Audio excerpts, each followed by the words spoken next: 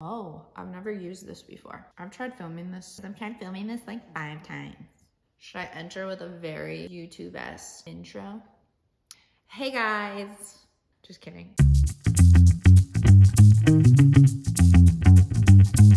If you've been following my journey, it's been 1 year since I started gymnastics again.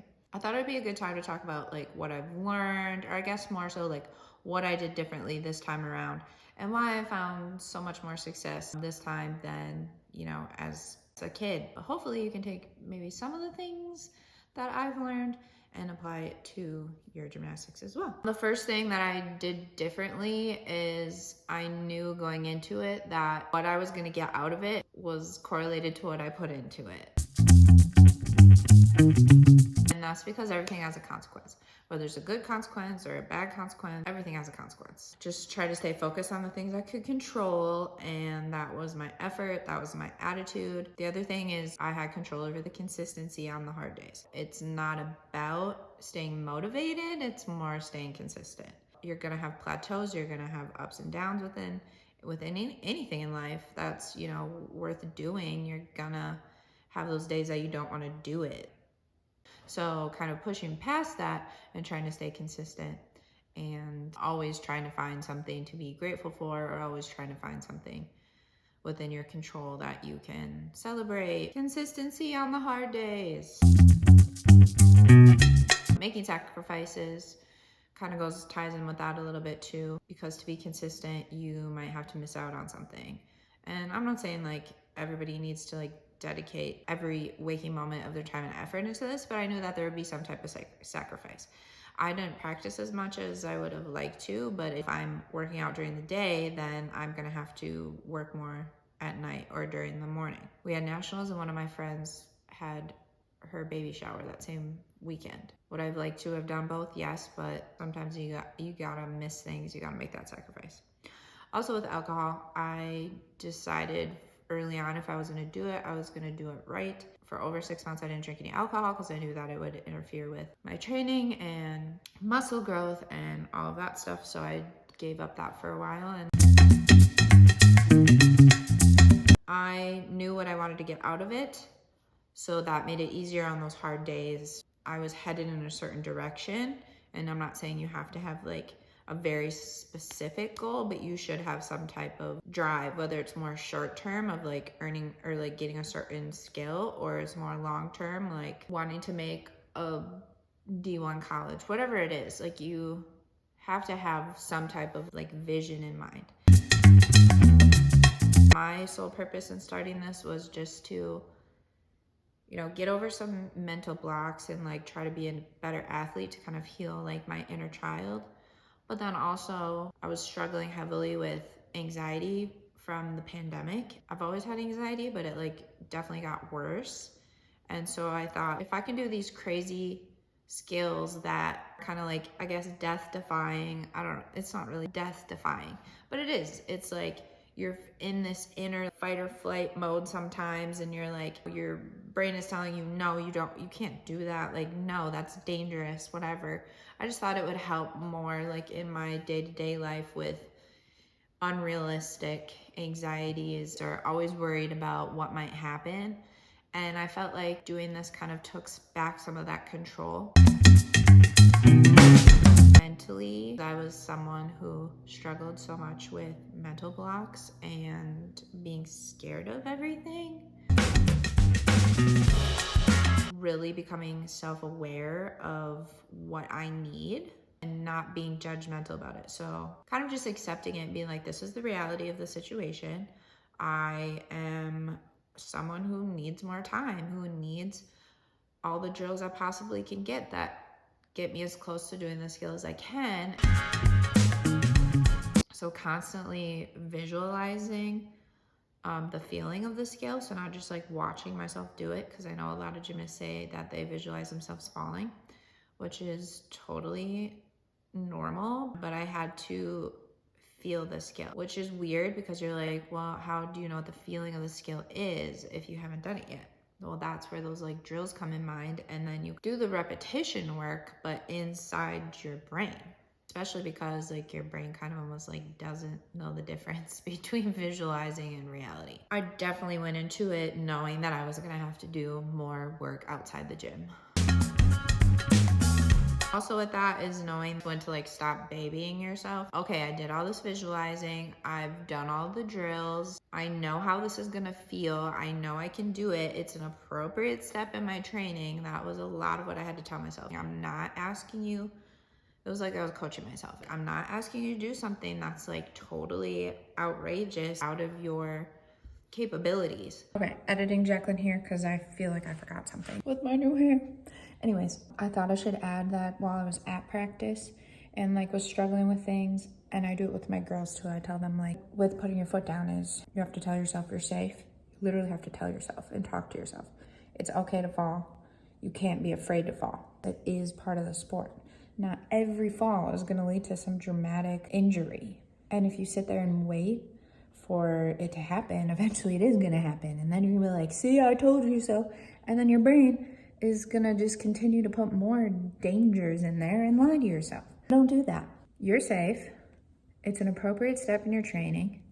It's okay to fall. That was one of the biggest switches I had for this new take on gymnastics. Dang it. My thingamabob died. Hold on. 3 was putting a lot of emphasis and focus on conditioning. 1, because I was weak as heck starting out because I hadn't found any type of exercise that I would consistently do.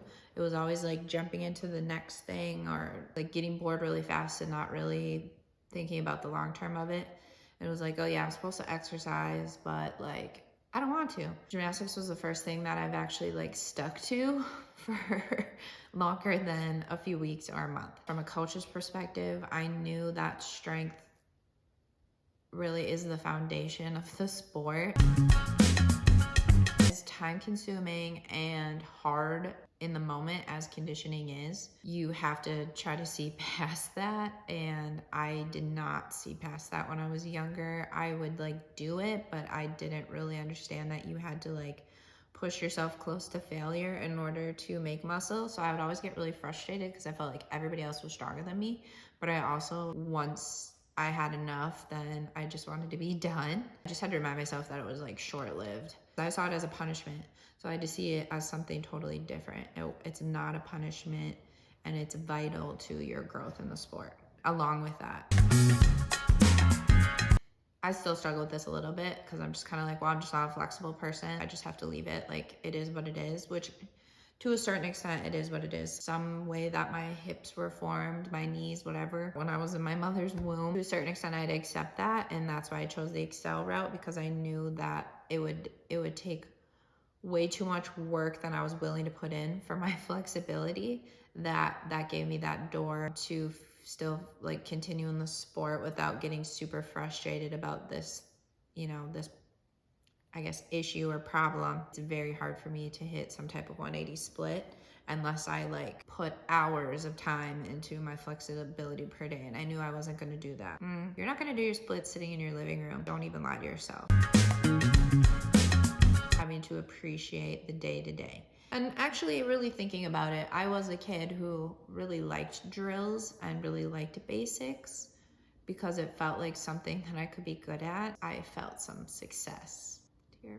That's how my coach set up my practices. We did a lot of that versus now I had like this freedom of doing whatever I wanted in the gym because I was coaching myself. I definitely had to like discipline myself because I oftentimes just wanted to like go to bars and just start chucking out skills. And I definitely had to like figure out a way to appreciate boring stuff because I knew in the long run that stuff is really important and I can't just go out chucking skills. So finding it within yourself to respect the day-to-day stuff. Again, I was having that vision. With that though, as far as like coaching, that helped me realize and question everything I did. Does this have a purpose? Are my gymnasts gonna be able to see this purpose? Do I need to communicate again what the purpose of this is? Because if it doesn't have a purpose, they're not gonna find value in it, and then they're not gonna do it to the best of their ability.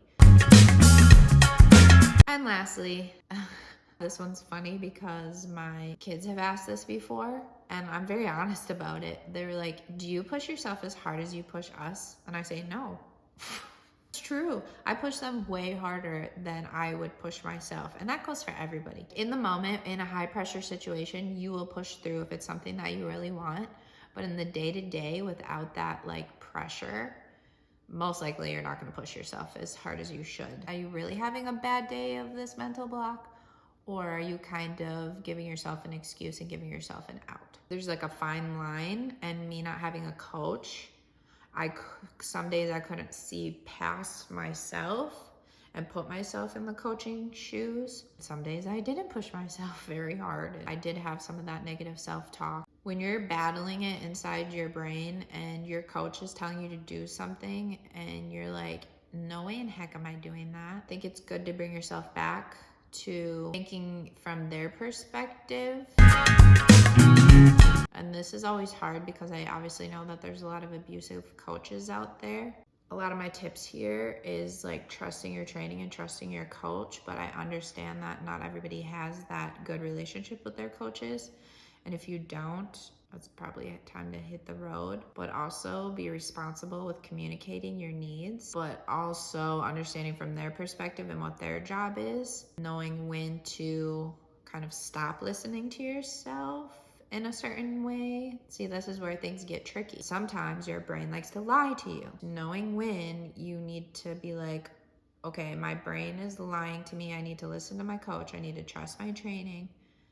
And knowing when to kind of ignore like fake red flags, if that makes any sense. Because ultimately it is your gymnastics and you should take responsibility for your own gymnastics. I know that we're so often people pleasers and coach pleasers as gymnasts or former gymnasts, learning the difference between someone that you can trust and listen to versus someone you're just listening to them because they're an authority figure. You have to learn as a coach that fine line between pushing an athlete past things and knowing when it will be successful and knowing when it might be detrimental. I feel like I could go on and on about this, honestly, but I won't for time's sake. Back to, unless you guys want more of my adult gymnastics insights and tips and whatever. Otherwise, I will probably go back to our regular scheduled vlogs. Please like, comment, let me know how you feel about my tips. Guess I'll see you in my next video. Bye!